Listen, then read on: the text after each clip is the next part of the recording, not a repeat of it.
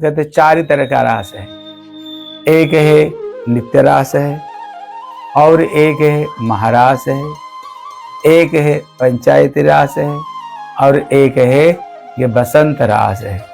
तो जितने रासों में कभी जो सर्वश्रेष्ठ रास बताया ये बसंत रास है।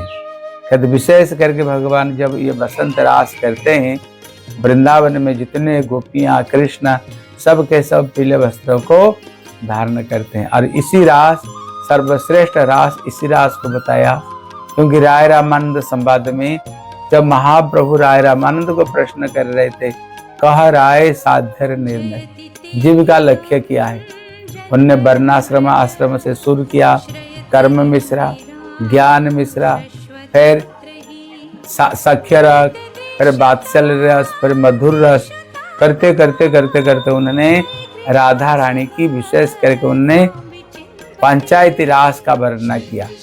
कृष्ण कैसे हैं, कृष्ण कैसे रासलीला करते करते जब राधा रानी को उन्होंने ले करके चले गए, उसी समय में ब्रज गोपियां श्याम सुंदर को ढूंढते ढूंढते कृष्ण का दोनों चरण को बीच में एक जो छोटा चरण को देखा, देख करके सुखदेव गोस्वामी प्रसन्न हो गए। बोले अनयाराधित अनुनम भगवान हरीश्वर, इसी गोपी ने ही कृष्ण को सर्वश्रेष्ठ रूप में सेवा की है, इसलिए कृष्ण सबको छोड़ करके अकेले लेकर चले गए।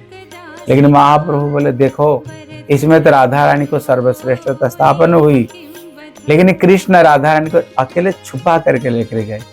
ऐसे कोई श्लोक क्या है, सब रहते रहते कृष्ण सबके सामने राधा रानी को उठा करके ले गए।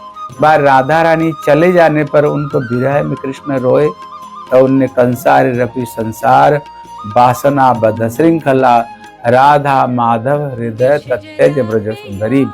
तो उन्होंने ये गीत गोविंद का श्लोक उद्धृत किया, और इसी श्लोक में स्पष्ट रूप में प्रमाणित होता है, कंसारी रपि संसार वासना बद्ध श्रृंखला राधा माधव हृदय तत्यज ब्रज सुंदरी।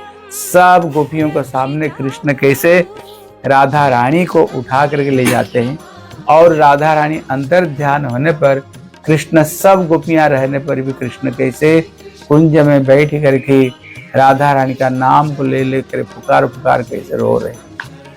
कभी बासंती रास में राधा रानी की सर्वश्रेष्ठत्व स्थापन हुआ, जिसको सुन करके श्री चैतन्य महाप्रभु प्रसन्न हो गए। इसलिए जो बसंत रास सर्वश्रेष्ठ रास है,